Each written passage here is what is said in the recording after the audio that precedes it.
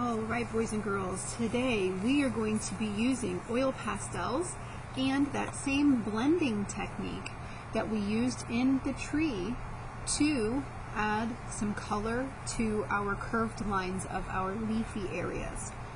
We are going to be using yellow, red, and orange for our leaf colors.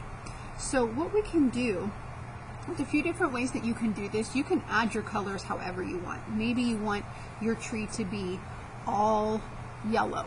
In that case, you would just color all of your leafy areas yellow.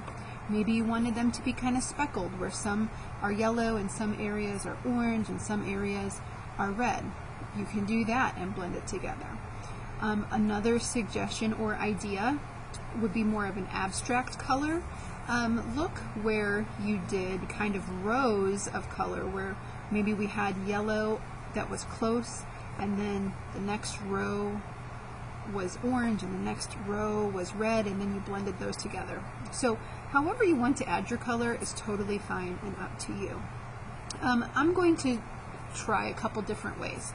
So I'm going to start with some yellow, and I'm going to add a light coloring of yellow around, and we're staying inside of that curved line that we made when we drew these trees. Okay, I'm not coloring it in all the way.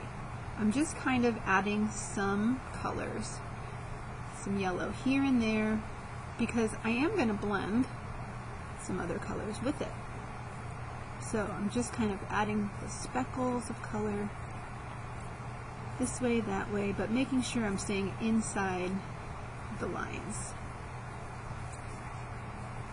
Okay, so next I'm going to take my orange, and I'm going to add a little bit of orange inside, just kind of here and there. No real rhyme or reason, because in nature, when things grow, it doesn't grow perfectly. Nothing in nature is going to be a perfect equal balance of color or height or anything like that. I'm going to add just a little bit of red here and there. The darker colors like red can get really overpowering, so I don't want to add a bunch.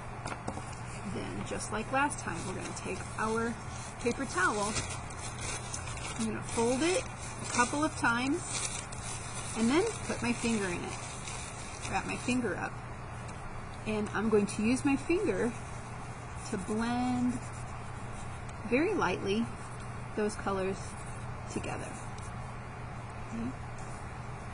And again, by having multiple colors and kind of the squiggly lines, we get a really interesting texture, just like when we did the bark of our tree trunk. We're going to get that same look this time. So I'm going to go ahead and go back over the top to fill in some more areas. You are going to have to be really careful not to blend your brown into your leaf colors. So that's going to be the tricky part, making sure that you're not smearing our brown into the bright colors of the leaves. So that would be one technique. Another technique, as I said earlier, that would be more of an abstract coloring look, would be to basically make like rows of color. So this is not going to be a realistic look. This is going to be an abstract look. So I'll put kind of a line of yellow, a line of orange, and then a line of red. Kind of making like rings, I guess, would be a good describing word. Almost like a rainbow. Same thing, I'm going to take my finger wrapped in my paper towel, and I'm going to very lightly blend those colors together. Trying really hard to stay out of the brown.